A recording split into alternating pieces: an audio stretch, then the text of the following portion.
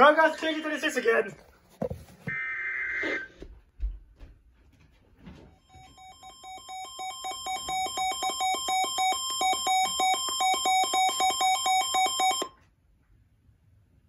The National Weather Service in Sterling, Virginia has issued a severe thunderstorm warning for Rappahannock County in northwestern Virginia until 2:30 p.m. At 1:44 p.m., a severe thunderstorm was located over Sperryville, Oregon, 16 miles northwest of Culpeper, moving northeast at 10 miles per hour.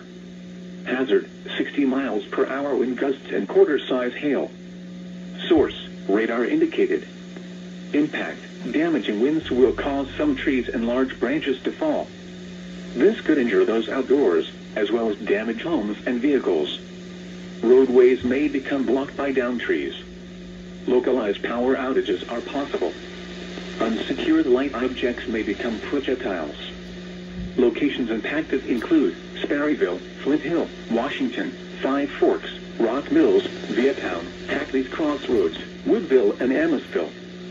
For your protection, move to an interior room on the lowest floor of a building.